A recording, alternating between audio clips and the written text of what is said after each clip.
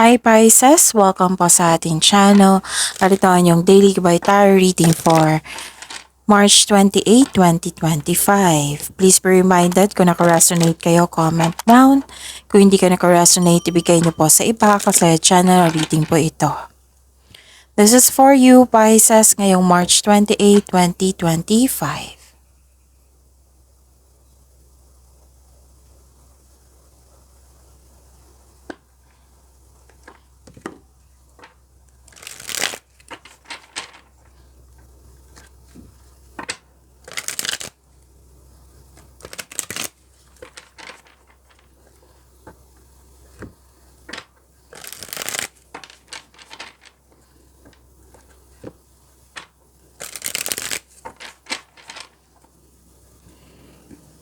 Para po ito sa inyo, Pisces, ngayong March 28, 2025.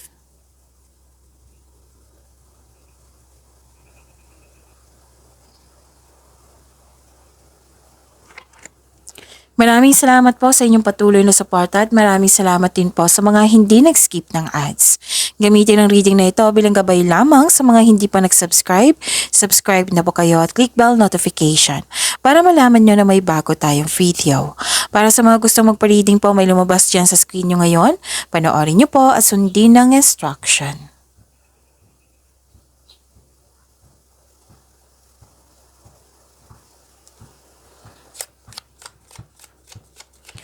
Spirits Guide, mga ganap pa para kay Pisces ngayong March 28, 2025 ay ni 3 cards po.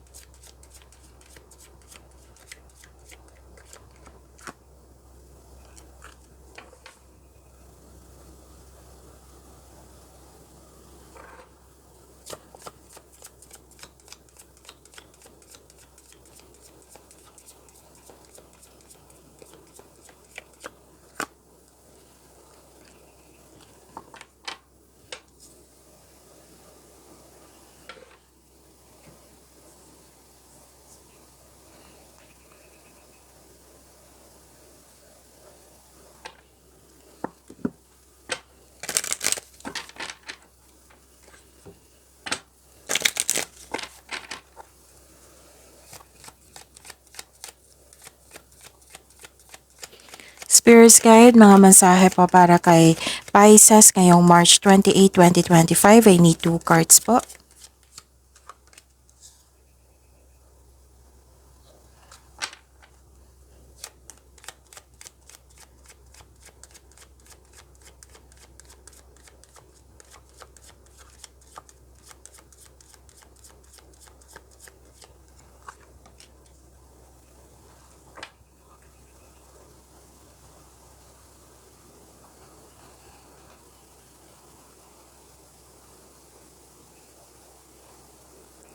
Okay.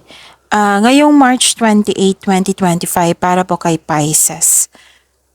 Pwedeng nalilito kayo sa paggawa ng or nabibigatan sa paggawa ng desisyon or may nagpapahirap or may nabibigatan kayo ngayon, nahihirapan kasi may you felt guilt, may sacrifice po dito.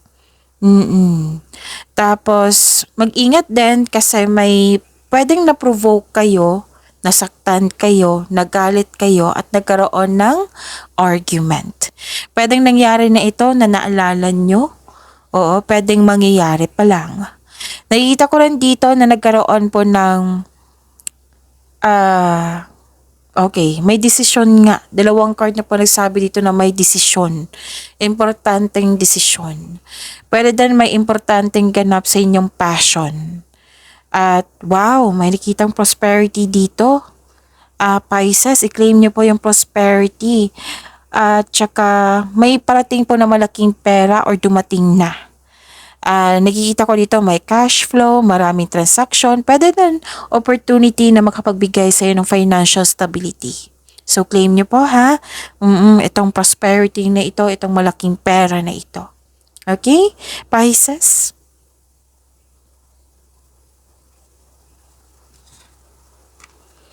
Mga mensahe po feel and allow a deeper sense of peace to fill you now. This is a divine quality.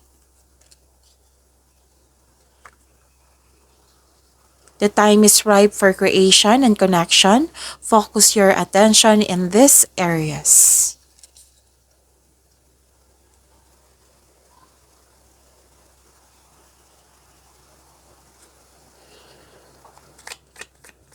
Spirits Guide, energy po ni Pisces ngayong March 28, 2025. I need 2 cards po.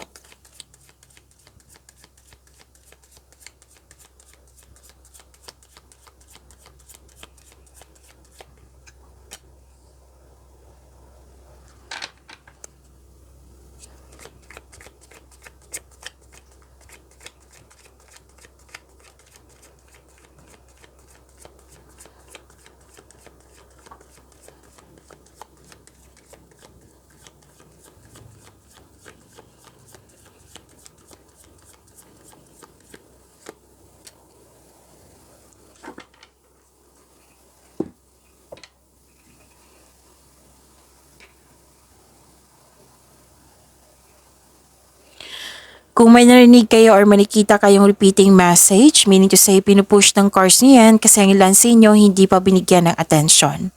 Okay? Kung let's say, example po, nanood kayo ng March 27, 2025 at ngayon, tapos may naulit. So meaning to say, pinupush yan ng cards sa inyo, yung intuition nyo na kailangan yung bigyan ng attention na kung maari po, bigyan nyo po din ng solusyon at aksyon. Okay? So remember Pisces, at the end of the day, alam mo na ikaw lang taong may kakayahan at responsable na gumawa ng sarili mong katotohanan at kinabukasan. So ano yung energy ni Cancer? By the way, Pisces pala to, hindi Cancer, okay? Baka may magalit dyan. So this reading is for Pisces, hindi po Cancer, okay? Baka may naisip kayong Cancer. By the way, Pisces, na may love reading kayo tonight, it might be ma-upload siya ngayong 8 p.m. to 12 midnight. I-post ko lang po after 12 zodiac signs ngayon, after ni Capricorn. Tapos i-post ko yung link, yung video, i-click nyo po yung video at huwag nyong kalimutan i-subscribe yung Love Job channel natin. Yes, pangalawang channel natin yan. At i-click nyo po yung bell notification para alam nyo na may bago tayong video sa Love Job. Okay, so that is your love reading po about your love life. Malalaman mo na whether partner nyo to, kasama mo siya ngayon, or yung manliligaw mo, yung nagustuhan mo na may connection kayo, or yung loss of connection sa isang tao, pwedeng ex mo, na curious kayo sa kanya. Okay? So, kailangan isipin nyo siya para makuha ko yung energy niya. Tapos, nakikita ko, what I meant is, yung reading is malalaman mo yung ano yung gusto niya sabihin niya sa'yo, kung ano yung next action niya, kung ano yung nararamdaman niya ngayon, kung ano yung komento niya sa mga nangyari sa inyong relasyon. Malalaman mo doon. Okay? So, kailangan nyong isipin nyo siya from now on habang hindi pa ako nagre-reading sa inyo. So, isipin nyo siya para makuha ko yung energy niya. So, see you tonight. It might be 9 p.m. to 12 midnight. Basta ngayong gabi after ni Capricorn. Okay? So, yun, Pisces. So, pasensya na kung may nabanggit akong Cancer. It might be may iniisip kayong Cancer ngayon. So, this reading is for Pisces.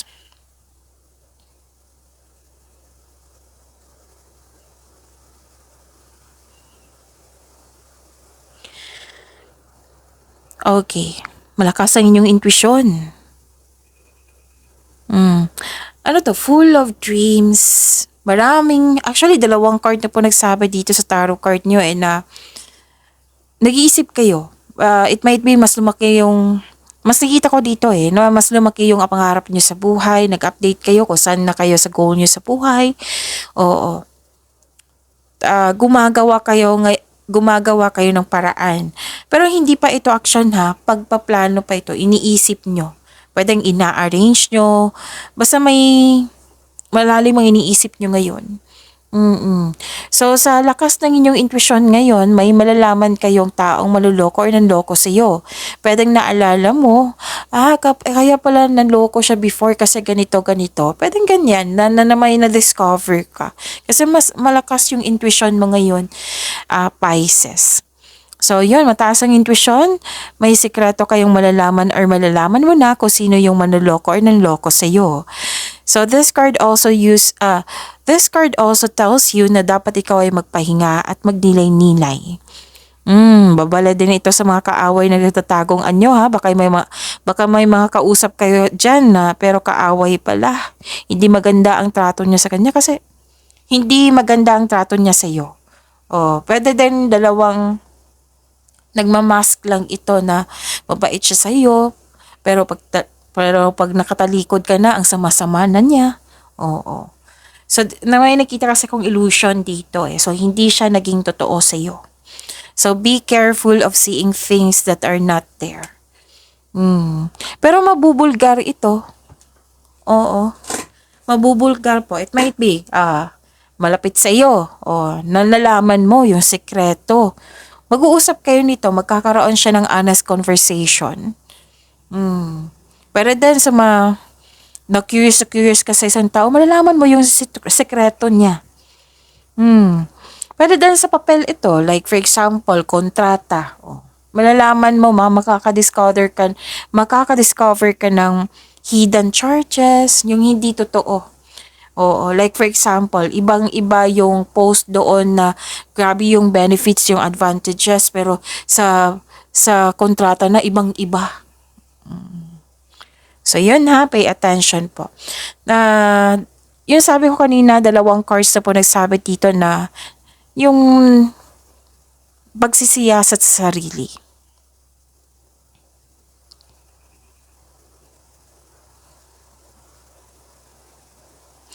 So, nagkaroon ng rest. Pwede din mag-build kayo ng structure or nag-build na kayo ng structure ngayon. Okay. So, nakaramdam ka ng pagod, wala kang pahinga, stress, anxiety, andito. Pwede din masakit yung pakiramdam nyo ngayon, pero lalaban pa rin. So, some of you, ikaw ay nagpahinga upang makapag-isip ng mabuti para makapaghanda or magpagaling. So, this card asks you to relax and calm your mind and reflect. Sleep and meditation ay kailangan.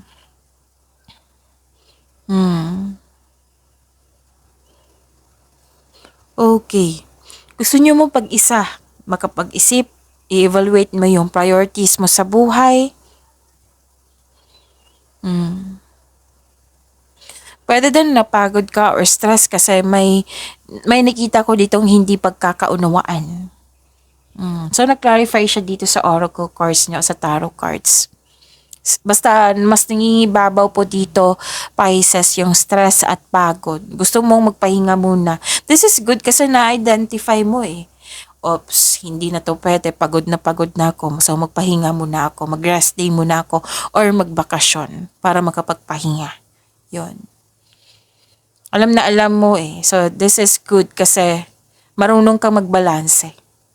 Kasi minsan, di ba, mas maging masipag, nadadrain na yung energy, tuloy pa rin.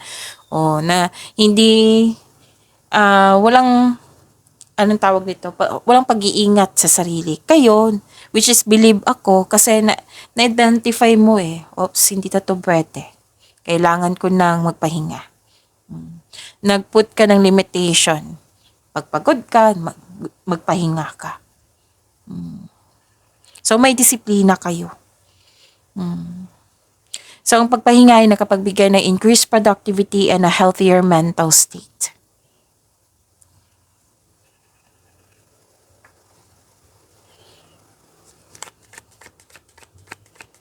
Spirits Guide, Career and Money po ni Pisces ngayong March 28, 2025.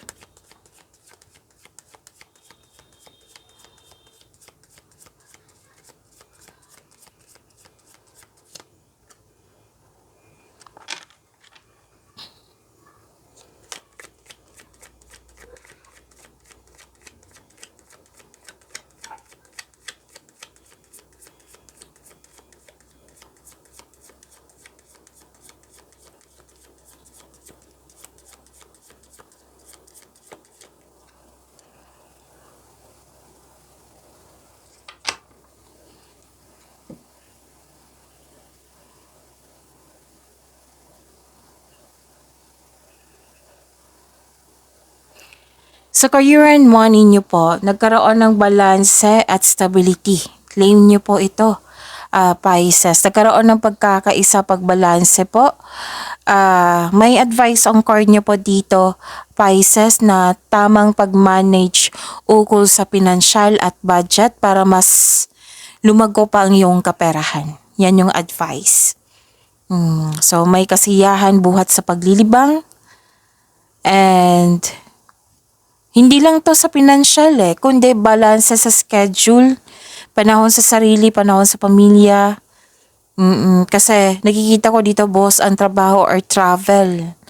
May iniisip ka nga dito na nagdadalawang isip ka sa paggawa ng desisyon. If you're going to travel, enough bang money mo? So, dalawang card na mismo nagsabi dito na magbabakasyon ka or mag-rest day ka. So, yung reminder yung advice pala ng card nyo, ng tamang pag-manage sa inyong kaperahan. Yan yung unang nakikita ko dito na sasabihin ko daw.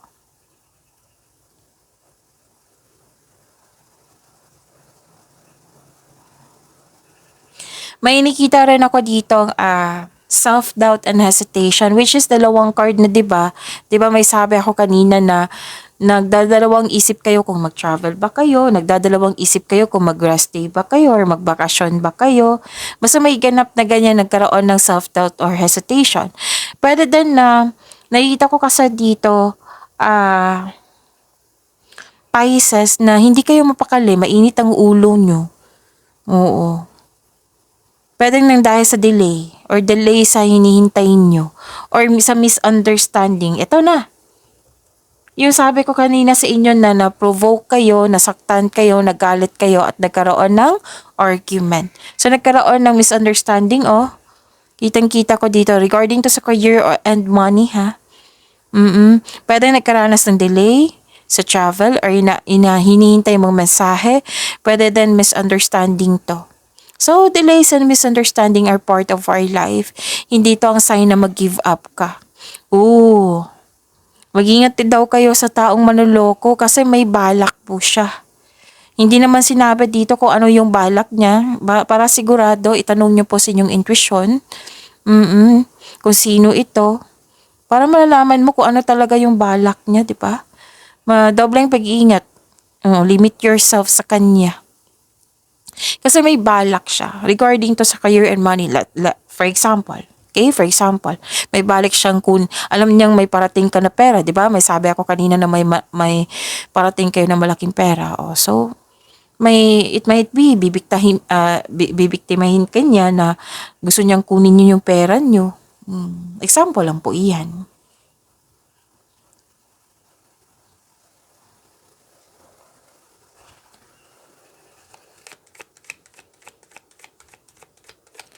Spirits Guide, Love Life, Self-Love, Partnership, and Romance ni Pisces ngayong March 28, 2025. I need 2 cards po.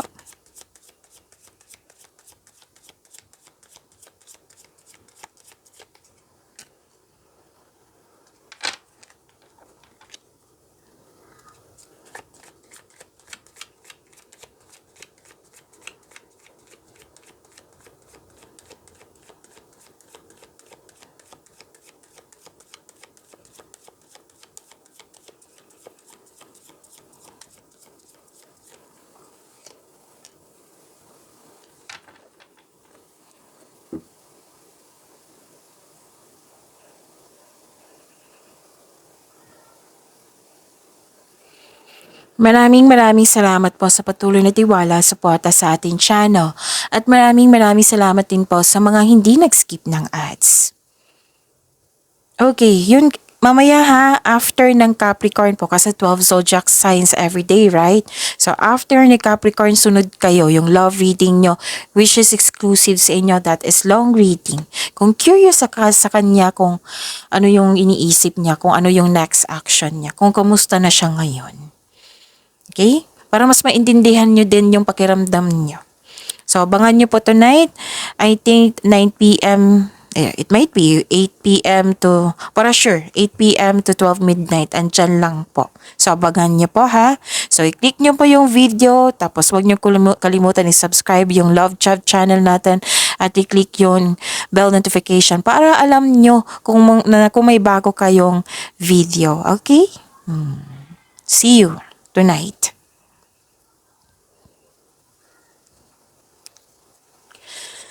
Okay, nagkaroon po ng delay. Another delay, no? Kaya pala na mainit ang ulo mo dito. It might be yung iba din yung nag-provoke sa inyo.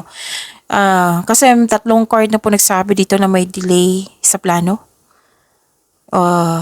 Okay, lumabas din pala yung disconnection. Okay, may reminder lang po. I know makatulong to sa inyo. Kung may problema kayo sa love life, career, 'di ba, love life, career, money, family, ano pa, friends, kung may problema kayo sa love life, huwag niyong idamay yung iba. Kasi kung maging maayos yung love life mo, at least okay pa yung iba. Hindi na kayo mabibigatan. Para sa pagbalik nyo, okay pa rin, 'di ba? So, reminder lang po. Kung pwede po. Okay, so disconnection sa isang tao or delay po. Yan kayo, may concern kayo sa kanya. So that is a repeating message. Pay attention. It may be frustrating or disappointing pero kailangan mo itong pagdaanan, sabi ng card, kasi part ito ng iyong learning journey.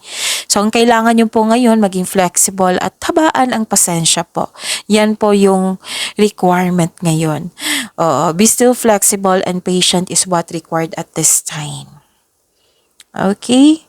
At nakita ko rin dito na nagkaroon po ng, anong tawag nito? Stagnation. Sa mga single dito, may parating na love life sa inyo.